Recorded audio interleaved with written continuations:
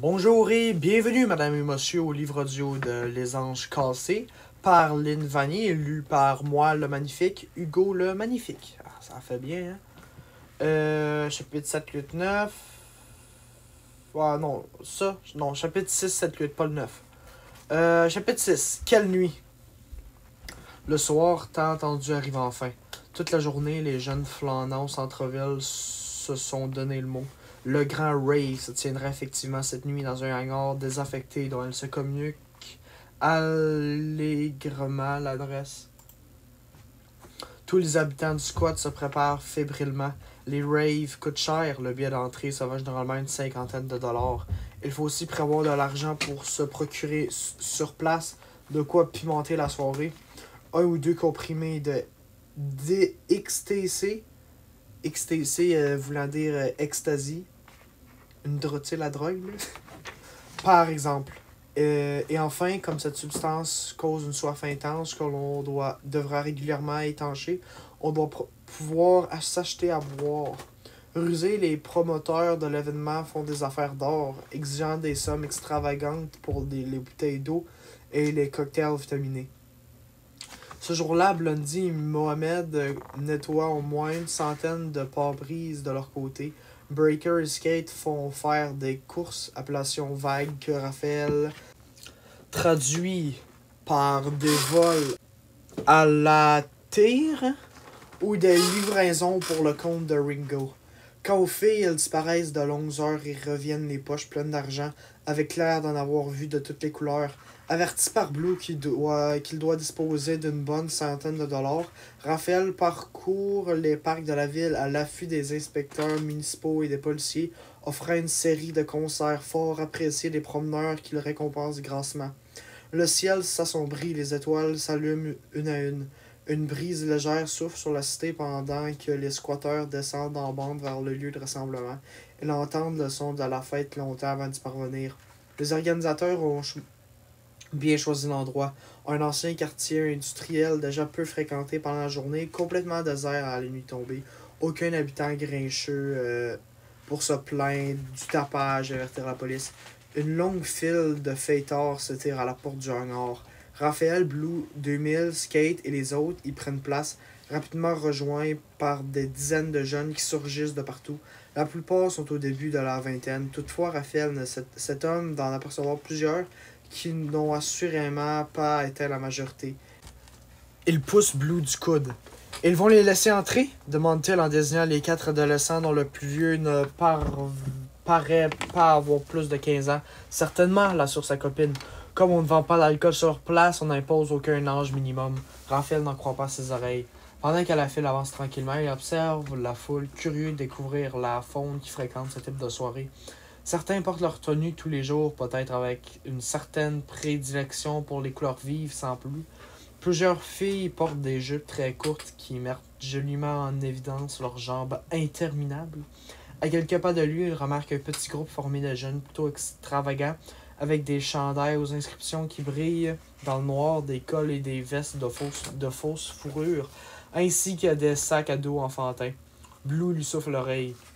Des club kids, et là des candy ravers. Ceux qu'elle vient d'appeler les ravers bonbons portent des colliers, des bracelets fabriqués à partir de friandises enfilées sur des ficelles. Deux d'entre eux, sus s'accrocher au cou, échangent des petits jouets. Raphaël croit rêver. Finalement, la bande du squat se retrouve devant le guichet. Une fois les droits d'entrée acquittés, on leur enfile un bracelet fluorescent autour du poignet. Enfin, ils pénètrent dans la hangar. L'adolescent retient son souffle, submergé par la quantité de stimuli qui l'assaillent. Tous ses sens sont sollicités. La vue d'abord. Des centaines, peut-être des milliers de danseurs qui trémoussent sur l'immense piste de danse. Un éclairage stroboscopique électrisant décompose chacun de leurs mouvements. L'effet est hallucinant et il oblige à cligner les paupières. Soudain, les lumières s'éteignent toutes en même temps. Raphaël assiste alors à un spectacle inédit. Des danseurs agitent des bâtons lumineux qui font des traînées de lumière dans la noirceur. De grandes arabesques vertes déchirent l'obscurité, créant des motifs fascinants un peu comme ceux qui produisent certains gymnastes avec leurs longs rubans. Puis les projecteurs se rallument et la danse frénétique devient à nouveau visible. Les gens se touchent, se frôlent sans retenue. Les corps luisants de sueur paraissent tous magnifiques. Plusieurs garçons sont torse nus, on voit leurs muscles se découper dans la lumière, ils ont l'air de jeunes dieux. La musique techno résonne à plein volume, un son électrique, des voix modifiées par ordinateur, des rythmes qui incitent à rouler des hanches, les bras levés au ciel, comme si on plongeait dans un autre univers, une autre dimension. Et l'odeur aussi mentholée, insistante, pénétrante, elle provient d'une baume qu'on l'a mis à chauffer dans des dizaines de brûleurs repartis à travers la salle.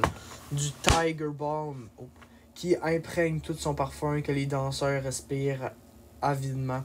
Quelqu'un pousse Raphaël qui bloque l'entrée. Blue le tire par la manche. Elle s'excuse et se dépêche d'avancer. Elle l'entraîne vers un coin tranquille où elle vient de repérer Ringo. Raphaël la voit tendre quelques billets au petit caïd qui, en échange, lui glisse un minuscule sac de plastique dans lequel reposent 4 cachets. À nouveau, Blue s'empare du bras de Raphaël et le mène plus loin. Je ne sais plus si j'en veux, proteste Raphaël, qui tourne et retourne le comprimé rose au fond de sa main. La pilule ressemble à un inoffensif bonbon. Sur l'enrobage pastel, on a imprimé un cœur tout mignon, tout sourire. Blue avale la sienne. Elle se moque de son ami. « Attention, je meurs! Ne mets pas ça dans ta bouche, surtout! Ringo nous a refilé du poison! » glousse-t-elle en se serrant les côtés comme si une douleur effroyable la terrassait. Raphaël se sent un peu stupide. Que craint-il au fond? Il a déjà partagé un joint avec quelques amis, il en connaît l'effet. Et quand il regarde autour de lui ce soir, il ne voit personne qui se roule par terre, l'écume à la bouche. Personne non plus visiblement en proie à des hallucinations effrayantes. Au contraire, ils semblent tous bien s'amuser. Qu'attend-il? Blue lui sourit gentiment, il se décide. Première impression, son cœur bat plus vite et il se sent un peu nerveux. Il serre le mâchoire, sa bouche s'assèche. Il n'est pas sûr d'aimer cela. Il essaie de recracher le cachet, peine perdue, puis subitement, ses sensations s'inversent complètement. Tout devient facile, le regard Blue se sent proche d'elle comme jamais encore. Il croit soudain à la comprendre intimement. Quand elle pose sa main sur son bras, il voudrait que cela dure pour l'éternité. La musique et les éclairages violents ne l'agressent plus. Au contraire, tout semble parfaitement à sa place. Il remarque une large banderole flottant au-dessus de l'espace réservé au disc jockey. PLUR, annonce-t-elle. PLUR, acronyme, soit associé aux événements RAVE, qui signifie Peace, Love, Unity, Respect. Attends, je vais retourner où que c'était, là. Il remarque une large banderole flottant au-dessus de l'espace réservé au disc jockey. PLUR, annonce-t-elle. Il ignore ce que cela signifie. Pas grave. Ça lui paraît quand même merveilleux. Chaque fibre de son corps lui donne l'impression de vibrer à l'unisson de tous les autres jeunes rassemblés dans cet entrepôt abandonné. Il les connaît tous et les aime tous. Dans leurs yeux, il lit le même désir de rapprochement. Ses malheurs ne sont plus que de vagues souvenirs sans importance. Il n'a plus besoin de sa famille. Il vient de trouver mieux. Raphaël danse encore. Il ne s'interrompt que pour se désaltérer. Blue est magnifique. Elle ondule langoureusement, mais il n'y a rien de provoquant dans sa chorégraphie. Ceux qui la regardent n'y perçoivent que harmonie et bien-être. Des gens qui ne se connaissent pas se serrent dans les bras l'un de l'autre. Des garçons avec des garçons, des filles avec des filles, des garçons avec des filles, sans que cela ne paraisse déplacé. Vers 2 heures du matin, quand la fatigue commence à se manifester, Blue glisse un second comprimé dans la main de Raphaël. Cette fois, il le gobe sans hésiter avec impatience même. Toutefois, l'effet lui paraît moins intense que pour le premier. Elle se sent un peu plus énergétique, mais l'euphorie du début ne revient pas pour autant. Le jour se lève, les noctambules se dispersent, la fête est finie. Raphaël se sent désenchanté. Il croyait que cette nuit ne s'achèverait jamais. Il pensait avoir enfin trouvé la recette de la félicité. La potion magique qui lui ouvrait les portes d'un monde merveilleux. Que de la poudre aux yeux, un vrai supplice de Tantale, le rêve à portée de main, le bonheur d'y goûter enfin, le retrait brutal. Il en veut à Blue. Pourquoi lui imposer cette épreuve, puisqu'elle en connaissait l'inévitable conclusion? Ils marchent côte à côte, mais Raphaël sent une large fissure entre eux. Après quelques comprimés rose bonbons, Skate tente d'amortir le choc de l'atterrissage à sa manière. Au lieu de retourner directement au squat, il se cache dans les toilettes d'un restaurant ouvert 24 heures et dépose un peu de poudre blanche sur le réservoir de la cuvette. Il tire la chasse d'eau et profite du tapage pour enfiler sa ligne. Ses yeux brillent. il vit à nouveau. Elle sort du casse-croûte en sifflant un air très gai. Elle marche la tête remplie d'étoiles. « Tu boudes ?» demande Blue allongé sur son vieux matelas. « Non, » rend Raphaël, les joues immenses, immédiatement éclairtes. « Mais oui, tu boudes. Ne dis pas le contraire, tu n'en veux? » « Oui, » admet Raphaël un peu. « Menteur. »« Comment ça, menteur? Je te donne raison et tu me traites de menteur. Décide-toi. » « Tu ne m'en veux pas un peu, tu m'en veux beaucoup, énormément. Explique-moi, j'aimerais beaucoup comprendre. » Je me sens terriblement mal, Blue. Les batteries à plat, le goût de pleurer, juste envie de me coucher là et ne plus jamais me relever. Je sais, ça arrive souvent. Ça ne devrait pas être énormément, je te le jure. Oh, Blue. Pourquoi ça ne pourrait pas toujours être comme cette nuit? C'était une sorte de rêve, l'ange. Rien de plus qu'une chimère. Un tour de magie bien réussi, mais une illusion quand même. Ne te laisse pas prendre au piège. Nous avons passé un bon moment, maintenant c'est fini. Point à la ligne. Songe plutôt à ta musique. Ce plaisir-là est bien réel. Pense peu à ça. Raphaël s'étonne un instant des propos si raisonnables de Blue. Cette jeune femme le surprendra toujours. Elle vit en marge du monde, mais elle recèle des trésors de sagesse. Sans doute a-t-elle davantage vécu en quelques années dans la rue que bien d'autres jeunes de son âge à la vie plus facile. Les paroles réconfortantes de son ami réchauffent légèrement le cœur de l'adolescent. Un plaisir bien réel, répète-t-il, comme quand tu réussis à prendre une belle photo. Raphaël réfléchit, questionne à nouveau sa copine. Alors pourquoi Blue? Pourquoi quoi? Pourquoi prendre ces comprimés s'ils ne produisent qu'un mirage? Je ne sais pas pour toi, l'ange, mais moi, parfois la réalité, j'en meurs d'envie de la balancer aux ordures. Même si elle t'attend au détour, la mince adolescente aux cheveux verts hoche lentement la tête.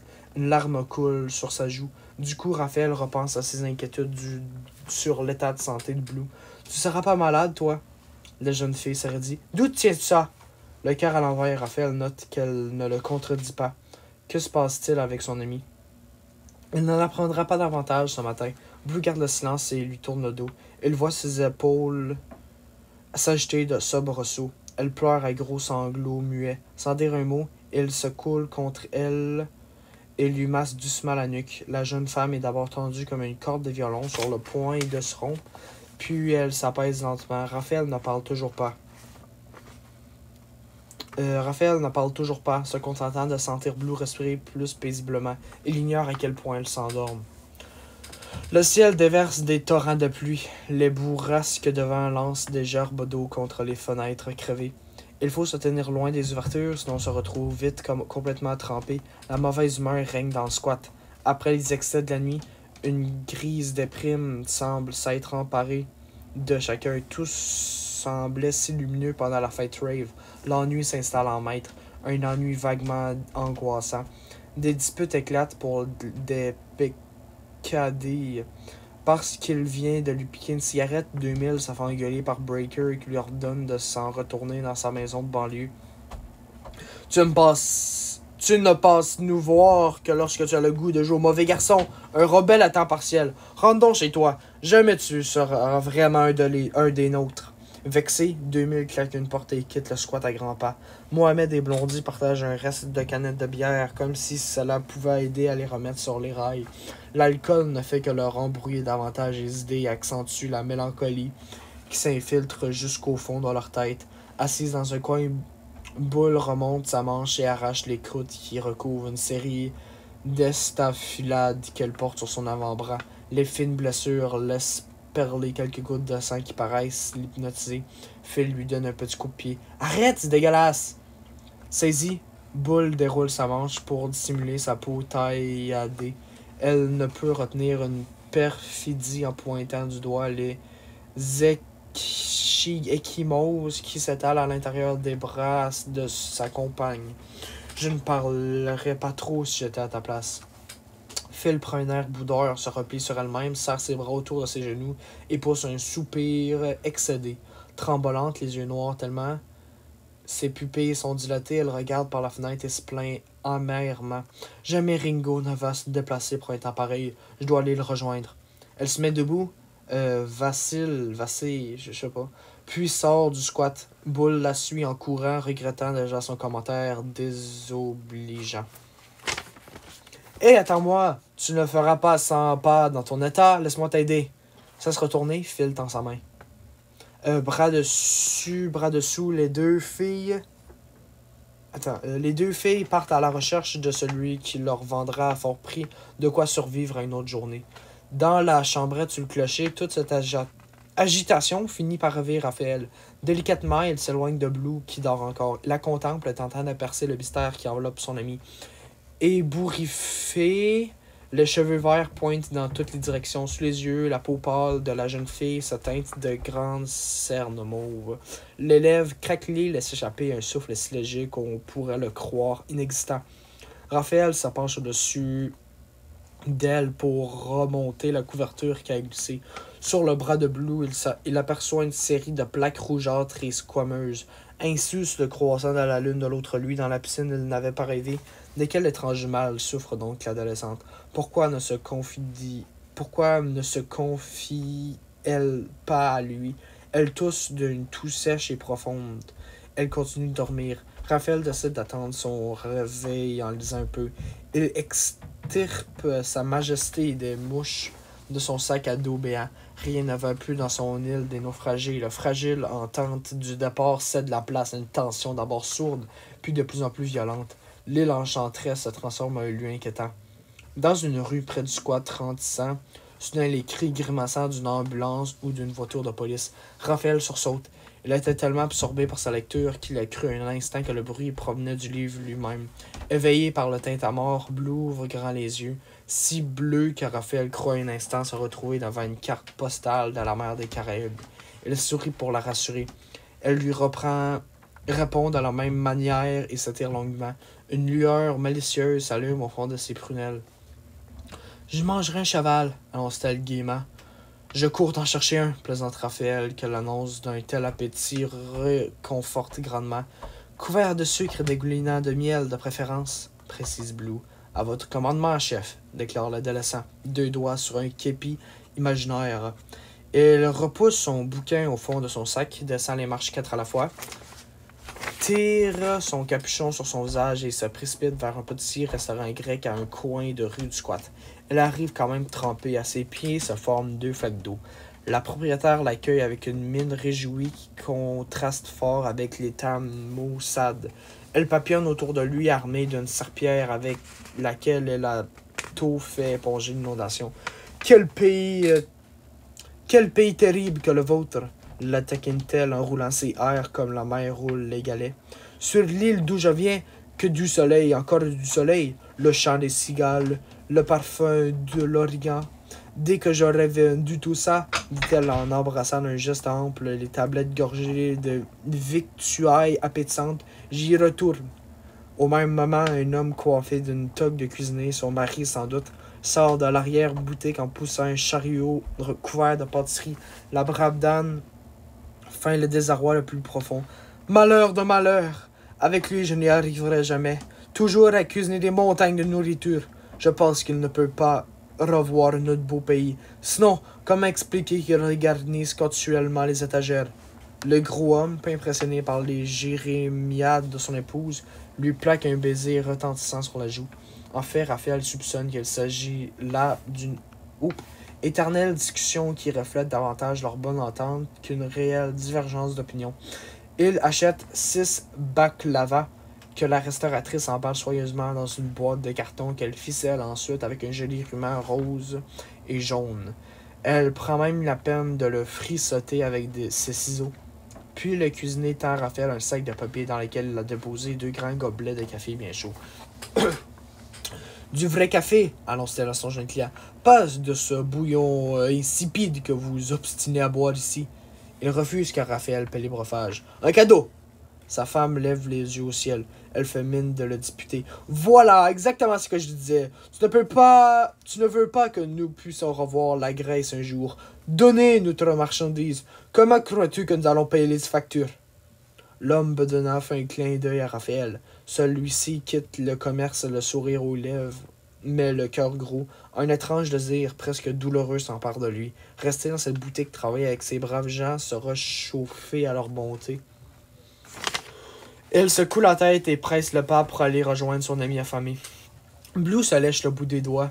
Il ne reste plus une seule pâtisserie ni une goutte de café assez fort pour réveiller un ours qui hiberne. Le rose est revenu sur ses joues. Dehors, le soleil s'en montre le bout du nez. Quelques nuages entêtés continuent de déverser leurs dernières gouttes de pluie. Suis-moi, s'exclame soudain l'adolescente. Bon gré et mal gré, elle remorque Raphaël jusqu'au vieux clocher. Je le savais, s'écrie-t-elle, et elle rit comme l'enfant qu'elle l'était encore il n'y a pas si longtemps. Suivant la direction de son regard, Raphaël s'émerveille lui aussi. Un double arc-en-ciel domine la ville. Les couleurs sont si vibrantes qu'elle distingue des nuances de magenta qu'elle n'avait encore jamais vues aussi nettement. Blue prend des dizaines de photos. Subitement, elle passe la bandoulière du Nikon, l'appareil photo, encore une fois, autour du cou de son ami. À ton tour, leçon numéro 1. Plutôt que de photographier le ciel, Blue se concentre... Raphaël se concentre sur Blue. Au début, elle ne savait quelle attitude adopter. Peu à peu, elle parvient à oublier la caméra. Appuyée sur la balustrade, elle admire l'arc-en-ciel dont une des arches semble se terminer en plein cœur de la cité. « Tu crois que c'est vrai ?» demande-t-elle tout à coup en se tournant vers Raphaël. « Quoi ?» C'est un adolescent qui appuie frénétiquement sur le déclencheur de l'appareil photo. « Que si on parvient au pied de l'arc-en-ciel, on y découvre un trésor ?»« Je l'ignore, répond le photographe. J'admets toutefois que l'idée me plaît. On va vérifier ?» Sans attendre sa réponse, Blue dévale l'escalier. Raphaël s'élance à sa suite. Elle court dans les rues, saute exprès dans les trous d'eau, aspergeant qui mieux. Ils atteignent le centre-ville, mais le reflet irisé et insaisissable est fui devant eux. Ils renoncent à bout de souffle. « Tu veux qu'on aille dire bonjour à Jésus ?» propose Blue. « D'accord, lui répond Raphaël. Au loin, l'arc-en-ciel s'arrête sur la maison jaune. Il y paraît un instant, puis, par timidité ou espièglerie, elle se retire juste avant l'arrivée de Blue et de Raphaël. Prenez un verre d'eau, là. Chapitre 7. Les anges cassés. Hey, c'est le titre du livre. Jésus discute au téléphone. La porte fermée de son bureau signale aux arrivants qu'il s'agit d'une conversation privée. Lui, Raphaël, le salue de la main et continue discrètement leur route vers le petit potager de la cour intérieure. Les rangées de laitue s'alignent à divers stades de maturité. Comme ça, on en mangera toute l'été au lieu d'être obligé de s'en gaver pendant une semaine, leur a expliqué l'intervenant un jour. La pluie a éclaboussé de terre les feuilles vertes tendres. Il faudra bien les laver avant de les consommer. Les trompes d'eau ont aussi alourdi les plants de tomates que les tuteurs ne soutiennent plus qu'à moitié. Bleu et Raphaël entreprennent de les redresser. Travailler la terre leur a fait du bien. Les mains sales, les genoux en compote, elles progressent tranquillement à travers les rangs. Une fois leur besogne accomplie, elles se redressent douloureusement. Le potager semble les remercier. Nettement plus joli, commente Raphaël en essuyant la sueur qui perle sur son front. On ne peut pas dire en autant de toi, ne taquine Blue. Pourquoi? Qu'est-ce que j'ai fait de comique? Questionne Raphaël en apercevant la lueur amusée qui brille au fond des yeux de sa copine. Pour toute réponse, elle le traîne dans la salle de bain et le place face au miroir. Pouache! S'écrie Raphaël en apercevant sa figure maculée de boue. Il se débarbouille à toute vitesse. Il décide d'attendre Jésus au salon. Il salue une femme qui traverse la pièce, semblant se diriger vers un bureau. Pas la fille du bureau. Elle s'arrête en chemin et paraît sur le point de poser une question à Blue, mais se ravise quand il voit Raphaël. Elle grimpe à l'étage. On entend une voix. Une porte se refermer. « Qui est-ce » s'informe l'adolescent. « Amélie, une infirmière qui a donné un coup de main à Jésus à l'occasion. »« On aurait dit qu'elle voulait te parler. Tu vas aller la rejoindre ?» On propose Raphaël. « Je peux t'attendre ici. » Blue laisse échapper un sourire. « Mais non, que vas-tu t'imaginer encore ?» Amélie connaît tout le monde qui a maison jaune, pas moi plus qu'une autre. L'adolescente prend un air buté, laissant clairement entendre à son ami que le sujet est clos. Raphaël ravale ses questions, suit un long silence embarrassé. Jésus arrive enfin et sollicite leur aide pour préparer un grand barbecue qui se tiendra dans le cours de la maison jaune le soir même. Il a passé des heures au téléphone pour y convier plusieurs dignitaires, plusieurs membres du conseil d'admiration d'œuvres philanthropiques, des artistes, 3-4 hommes et femmes d'affaires, tous unis par l'intérêt qu'ils portent aux jeunes de la rue. Viendront aussi tous les jeunes désirant un bon repas gratuit, évidemment. Jésus espère recueillir suffisamment de fonds pour assurer la survie de la maison encore quelques mois. Il aborde cette affaire avec une sérénité née d'une longue expérience. En effet, chaque fois qu'il a cru la faillite imminente, la situation s'est miraculeusement rétablie. Il croit en sa bonne étoile. Avec lui, rien ne paraît jamais désespéré. Voilà sans doute ce qui attire à lui tous ces êtres meurtris qui fréquentent la Maison Jaune. À travers Jésus, il se voit beau, intelligent et capable de presque n'importe quoi. Le regard que le géant pose sur eux leur redonne des ailes. Il les appelle ses anges cassés, pas parce qu'ils sont sages, loin de là, mais parce qu'il suffit parfois que pour que quelqu'un les complimente avec espoir pour qu'ils aient le goût de reprendre leur envol et que leurs ailes commencent mystérieusement à se réparer. Jésus accueille ces revenants et les assiste dans leur nouveau départ. Pour l'heure, Jésus met Raphaël et Blue au travail. L'adolescent se retrouve en plein soleil devant un immense évier de jardin à laver les radis, carottes et poivrons multicolores qui garniront le plateau de crudité. Quand Blue est reléguée à la cuisine, elle doit préparer une trempette à base de pois chiches et de jus de citron. Raphaël l'observe par la fenêtre. Il voit Jésus se pencher sur elle et lui parler. Ce qu'il dit semble déplaire souverainement à la jeune fille. Elle détourne les yeux, fémine d'être absorbée par sa tâche. Toutefois, le colosse n'abandonne pas la partie. D'un geste très doux mais insistant, il relève le menton de Blue et l'oblige à lui faire face. Elle finit par battre des paupières, lentement en signe d'assentiment. Jésus la serre contre lui. La gorge nouée, Raphaël s'exclut de cette intimité. À travers le carreau, elle aperçoit Jésus qui le regarde en souriant tristement. Juste avant le départ du repas en plein air, M. Guillemette se présente à la Maison Jaune, semant le désarroi dans le cœur de Raphaël. Fidèle à la promesse qu'il s'est faite à lui-même après avoir épluché les dossiers des fugueurs au poste de police, le brave homme veut partager ses préoccupations avec Jésus au sujet du prétendu frère de Blue. Raphaël n'entend rien de leur conversation car elle se déroule dans le bureau de l'intervenant. Elle sent cependant qu'on le parle de lui. En effet, plus qu'une fois, Jésus se tourne vers l'adolescent et l'observe dubitatif. Finalement, M. Guillemette s'en va. Elle prend congé de Jésus en faisant un geste signifiant sans équivoque. « Téléphonez-moi s'il y a du neuf. » Raphaël fronce ses sourcils. Qu'ont-ils tous à discuter de lui dans son dos? D'abord Blue et Jésus, puis Jésus et M. Guillemette. S'agit-il d'une hallucination ou se sent-il vraiment l'étau de resserrer impitoyablement sur lui? De l'avis de tous, le barbecue s'avéra très réussi malgré quelques hamburgers échappés dans les cendres par les cuisiniers enthousiastes mais peu expérimentés et un dessert glacé qui ressemblait davantage à un vichyssoise qu'à la bombe Alaska prévue au menu. Bonne musique et compagnie colorée comme compensèrent 1000 fois ces petits incidents. Nikon, au cou, l'appareil photo. Blue croqua sur le vif aux convives, aux apparences si contrastées que les imaginés réunis sur une même photo relevaient presque du délire. Une dame élégante au chignon gris sage, parlant avec une jeune femme aux cheveux noirs corbeaux, hérissée de mèches postiches mauve fluo, un jeune homme bardé de cuir aux lobes d'oreilles immensement troués à la joue incrustée de paillettes argentées, écoutant attentivement les propos d'un homme en tenue soirée. Blue profita de cette belle occasion pour enseigner à Raphaël quelques rudiments de l'art photographique, cadrer soigneusement ce sujet et utiliser le téléobjectif pour plus de discrétion. Ainsi, les gens se montreront naturels. Rien de pire que de se savoir photographier. Ils doivent oublier que tu es là.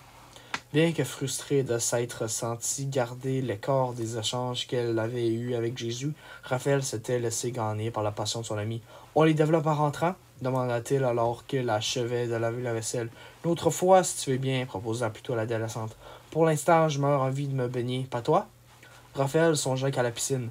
Il trouverait peut-être le moyen de la faire parler. Elle accepta donc sa suggestion.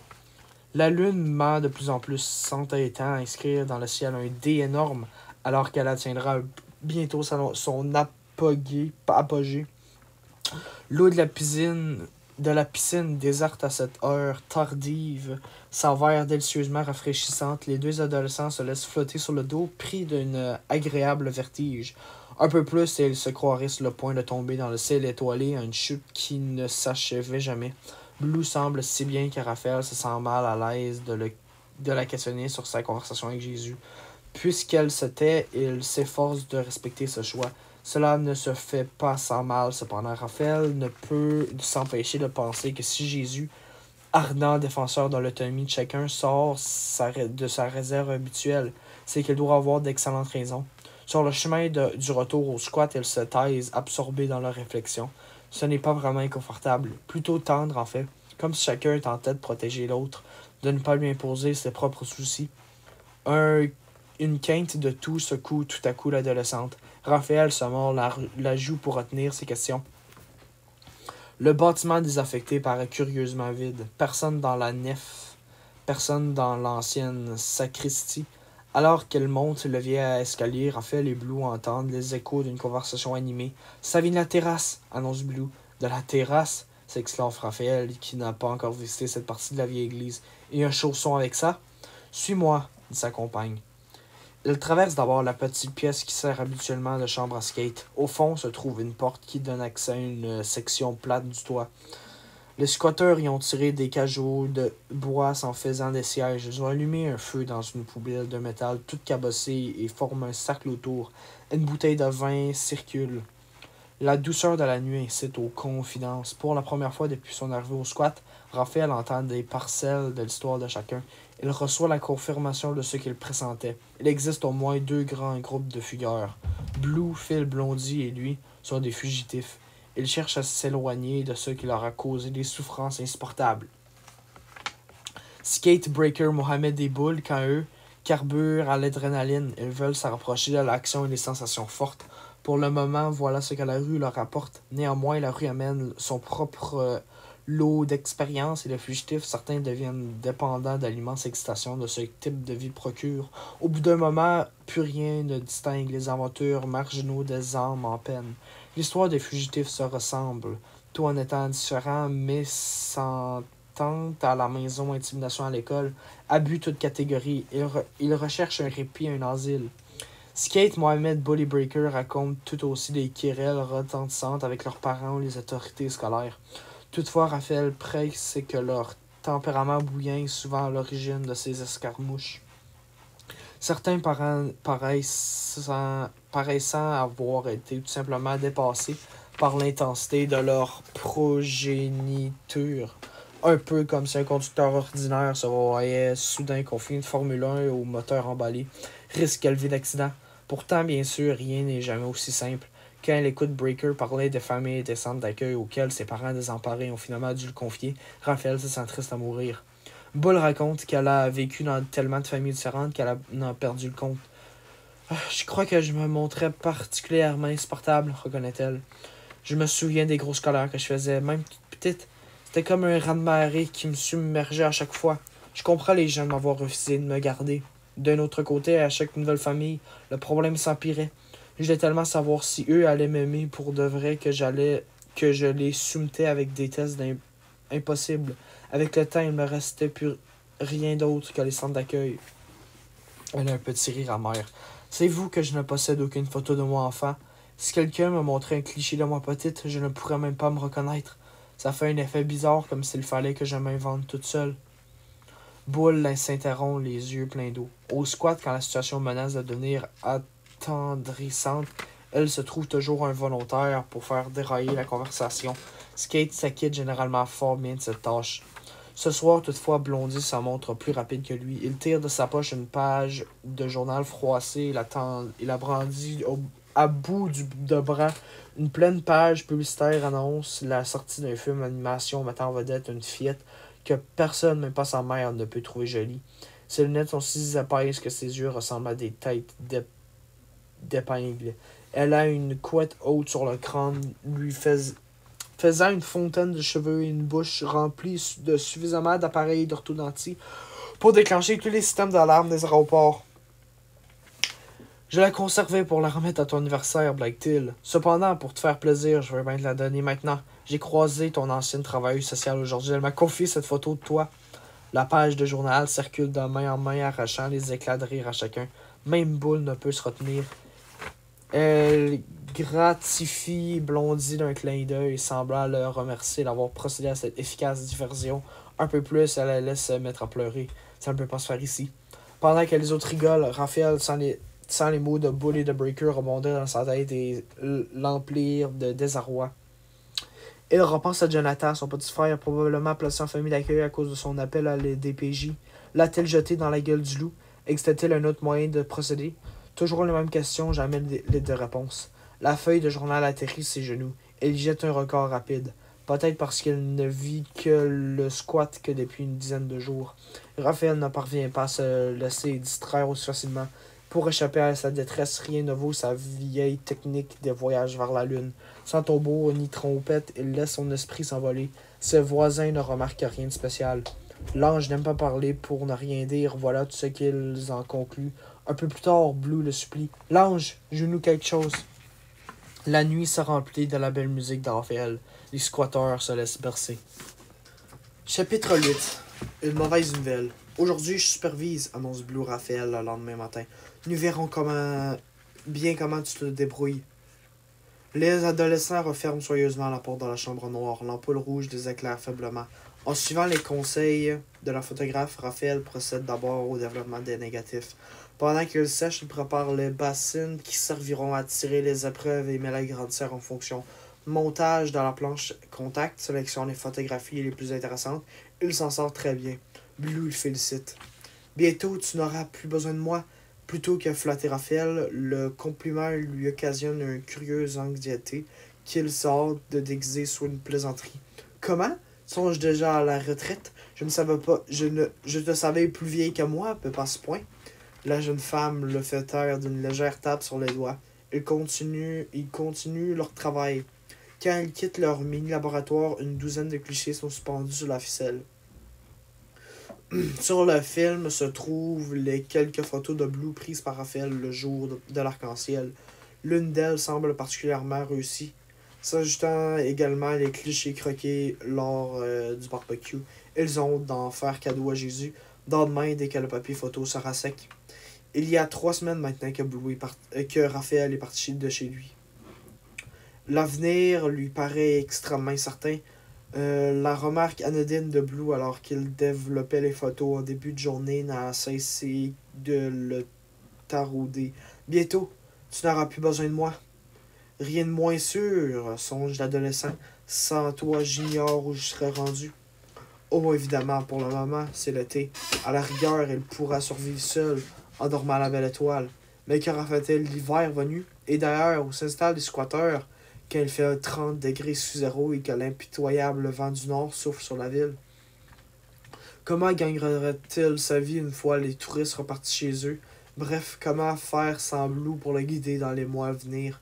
L'adolescence a un sombre tourbillon ravage sa tête. Elle ne peut retenir un gémissement. Allongée sur le matelas voisin dans leur chambre en haut du squat, Blue lui jette un regard compatissant. Elle tire une longue bouffée de son joint avant de le tendre à son ami. Raphaël s'en emporte avec soulagement, un peu de rêve, un peu moins de tourment. Heureusement que l'herbe existe. Sans cela, il ne survivrait pas à l'angoisse de la rue. Il finit par s'endormir. Raphaël s'éveille doucement. Il tend la main vers la couche voisine, mais ne rencontre que le vide. Il regarde sa montre et constate qu'il est déjà presque midi. Pas surprenant que Blue soit levé. Il croit l'entendre marcher sous le clocher. Persuadé qu'il s'agit de son ami, il monte la rejoindre. Personne dans le campanile qu'un couple de pigeons qui s'enfuit à titre d'ailes frayées par l'arrivée de Raphaël. Il s'appenche sur les garde-fous, essayant de suivre le vol des oiseaux le plus loin possible. Un éclair vert accroche son regard. Tout au bout de la rue, il voit Blue, qui marche d'un bon pas. Il l'appelle. Malheureusement, le vent porte sa direction dans la mauvaise direction. Non, malheureusement, le vent porte sa voix dans la mauvaise direction. Elle dévale l'escalier le plus vite qu'il peut et s'élance à la poursuite de l'adolescente. Raphaël a presque envie de rire. Chaque fois qu'il est sur le point de rattraper son ami, elle se volatise au coin de rue suivant. Heureusement, les cheveux verts, c'est un raricisme. Elle la repère aisément. Même quand plusieurs promeneurs se glissent entre elle et lui, il se trouve constamment une 100aine de mètres derrière elle. Elle n'hésite pas une seconde et fonce vers sa destination. Alors qu'elle parvient encore une fois à une intersection, Raphaël s'arrête interdit. Sur le trottoir, en face d'une belle maison de style victorien, il aperçoit Blue. Immobile devant l'imposante demeure, elle semble remettre tout à coup en question la pertinence de sa présence dans ces lieux. L'adolescent s'apprête à la héler quand il voit une silhouette gigantesque reconnaissable entre toutes s'approcher dans l'adolescente indécise. Jésus donne quelques tapes affectueuses dans le dos de Blue, puis il passe son bras autour de la taille de la jeune fille et la pousse délicatement vers la porte de la grande maison. Les jambes de Blue semblent maintenant de plomb et elle franchit péniblement les derniers mètres qui la séparent de l'entrée. Jésus paraît quasiment à la portée. Elle sonne, puis, sans attendre qu'on vienne la répondre, elle ouvre la porte de bois. Blue et Jésus disparaissent à l'intérieur. Raphaël avance tranquillement dans la rue jusqu'à la vieille maison bourgeoise. Un discret grito de laiton annonce qu'il s'agit de la maison Michel Simon. L'adolescent s'assoit sur un banc public juste à côté de la résidence. Ce nom me dit quelque chose, songe-t-il. Il me semble avoir déjà entendu parler de cet endroit. Mais où? Dans quelles circonstances? Elle se creuse les méninges sans succès. Le souvenir apparemment animé d'une vie propre s'amuse. Elle se laisse s'approcher, presque touchée, pour s'éclipser subtilement. Raphaël fronce ses sourcils. Deux flâneurs d'environ 13 ans s'approchent du banc fanfaronnant. Le plus petit donne un coup de coude à son ami et lui demande très fort pour s'assurer que Raphaël l'entende. Hé, regarde le gars sur le banc. Tu crois qu'il est gay? Gay? Sûrement, répond l'autre. Sinon, pourquoi aurait-il si découragé en examinant la maison d'à côté? Son petit ami doit venir d'y entrer. Mauvais signe. D'habitude, les gens qui entrent là en sortent pas mal moins gays. Les deux beaux parleurs s'exclavent d'un gros rire vulgaire, manifestement très fiers de leur mot d'esprit à quatre sous. C'était donc pas drôle. Comme Raphaël ne leur répond pas, elle leur rajoute encore. Rien de pire qu'une victime qui refuse de jouer son rôle. Alors, ton amoureux vient de se faire confirmer à une grave maladie. Attention, il s'agit de quelque chose de très contagieux. J'espère que vous preniez des précautions, lance-t-elle en esquissant des gestes sans équivoque. L'horreur s'empare de Raphaël. Soudain, tout devient complètement clair. Effaré, elle se lève d'un bond et s'enfuit en courant. Les deux voyous se tapent les cuisses, hilar. C'est ça, sauve-toi! Même pas capable de te défendre comme un vrai homme. Espèce de grande tapette! Imbus de leur apparente puissance, ils poursuivent leur promenade à la recherche d'autres distractions si réjouissantes. Au prochain feu de circulation, ils tombent sur Blondie et Mohamed, à nouveau occupés à terroriser les automobilistes pour obtenir un peu d'argent.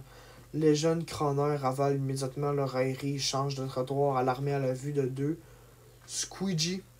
Quand elles sont à peu près sûres qu'on ne le remarquera pas, elles accélèrent le pas et déguerpissent sans demander le reste. Affolé, Raphaël se dirige vers le parc où il a dormi la dernière nuit. Aujourd'hui, Aujourd'hui, des familles entières s'y trouvent réunies pour profiter de la magnifique journée ensoleillée. Il entend des enfants crier de joie. Il voit des couples s'embrasser. Et il s'étonne que tous ces gens continuent de vivre comme si de rien n'était, alors que son monde à lui vient de s'écrouler encore une fois. Ils ne s'en aperçoivent donc pas. Il se sent étranger à toute cette allégresse, coupé des autres, complètement absorbé par la catastrophe intérieure déclenchée par les insultes des deux garçons. La maison Michel Simon, une ressource spécialisée dont il a entendu parler dans un cours de formation personnelle et sociale donné à la Polyvalente. Fier de son ouverture d'esprit, son école en avait engagé des professionnels pour venir enseigner aux élèves les dangers d'une sexualité insuffisamment protégée. Raphaël se souvient de son dégoût devant les photos des différentes maladies qui déguettaient les inconscients. Comme lui, les autres élèves avaient camouflé leur embarras derrière l'impertinent commentaire. Toutefois, rien n'avait davantage éveillé la peur des étudiants que la vue de ces corps décharnés rongés par le sida. Et le nom de la maison Michel Simon, ultime refuge de ces grandes maladies, était resté imprimé en lettres de feu dans l'esprit de l'adolescent. Soudain, une querelle de détails épars observés au cours des dernières semaine prennent un sens nouveau et terrifiant.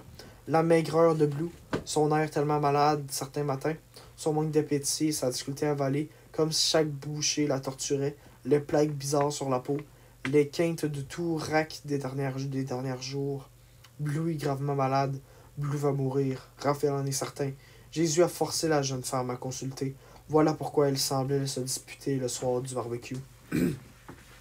L'intervenant sait depuis longtemps que l'adolescente se porte mal. Elle ne pouvait rien dire à Raphaël. La décision d'en parler revenait uniquement à Blue. Raphaël se laisse croire dans l'herbe tendre, les bras en croix, les paupières closes, les joues ruisselant de larmes. Elle se sent aspirée par un gouffre où ne règne que pleurs et grincements de dents. C'est dans cet instant qu'elle découvre Phil, presque à l'heure du souper. Elle revient de visiter Ringo Starr qui lui a encore vendu de quoi apaiser les intolérables souffrances du manque. Le cœur de la pauvre fille se serre à la vue de l'immense détresse de l'ange. Assise à côté de lui, elle essaye de comprendre les mots sans queue ni tête qu'il prononce. Les questions de Blue, de mort, de secret et d'injustice du destin. Nul besoin de tout saisir pour faire communion avec le mal qui transperce l'âme de l'adolescent. Elle lui propose le seul remède qu'elle connaisse quand la rage s'empare aussi fort d'elle. Brisé, incapable de réfléchir pour lui-même, Raphaël accepterait n'importe quoi pour soulager son atroce douleur. Aussi, sans dire un mot, il se lève et suit Phil. Prisonnier de sa détresse, elle marche dans un monde parallèle. L'adolescente le guide vers le squat, puis dans l'escalier qui paraît vaciller encore plus que de coutume. Il s'allonge sur le mince matelas dans la chambrette sur le clocher, remonte sa manche et attend impatiemment que Phil fasse ce qu'il faut. Elle la regarde allumer une bougie et chauffer une cuillère dans laquelle elle a versé le contenu d'un minuscule sachet. Phil ajoute quelques gouttes de jus de citron et des petits cristaux bruns se dissolvent. Il voit la seringue aspirer le liquide puis se diriger vers lui. La douleur de la piqûre se substitue momentanément à la blessure qui lui lacère le cœur. Très vite, comme un coup de poing de chaleur qu'il n'a jamais ressenti auparavant, se répand dans tout son corps. Elle lui monte à la tête et emporte tout. Le fil du temps paraît se rompre. Raphaël se sent flotter sur un nuage moelleux où plus rien ne peut l'atteindre. La dernière image qui envahit son esprit, avant qu'il ne perde totalement conscience, est une étrange vision de lui-même chevauchant un formidable dragon. La bête mythique souffle des panaches de flammes. Aucun ennemi ne se risque à l'approcher. Sur son dos, Raphaël est à l'abri. Il fait déjà nuit quand Blue quitte la maison. Michel Simon au bras de... Quoi? Il fait déjà nuit quand Blue quitte la maison. Michel Simon au bras de Jésus. Elle ne pleure pas, elle est déjà de l'autre côté des larmes. Les tests viennent de confirmer dont elle se doutait depuis des semaines. Cette dernière défense cède. À partir de maintenant, elle peut attraper n'importe quoi. Même les vieilles maladies de son enfance peuvent revenir la hanter. Des microbes qui ne feraient pas sourciller un vieillard risquent de la tuer. Elle sent le vent chaud caresser sa peau et songe que bientôt, cela lui sera arraché. Sa poitrine se serre douloureusement à la pensée de tout ce temps qu'on lui vole. Elle n'a pas envie de se montrer digne et sereine. Elle ne veut pas assister à sa propre défaite, ni percevoir le désespoir dans le regard de ceux qui ne l'abandonneront pas avant la fin.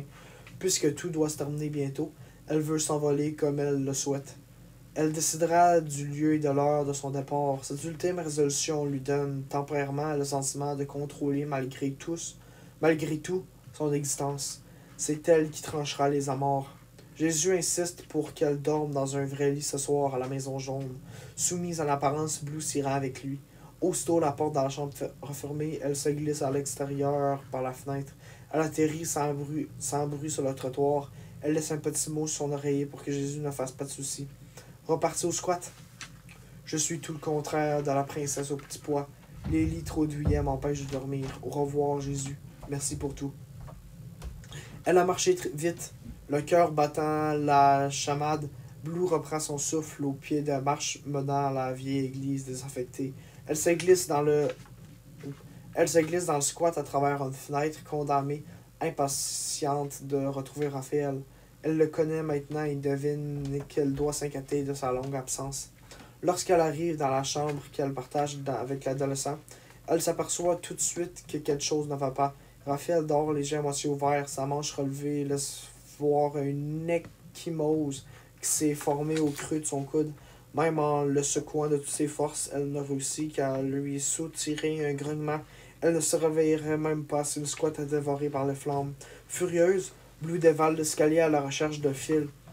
Elle la trouve allongée sur un sac de couchage déchiré, avec cette expression béate qu'elle affiche toujours quand elle vogue sur des flots empoisonnés. Rien à tirer d'elle non plus, elle a sans doute forcé la dose.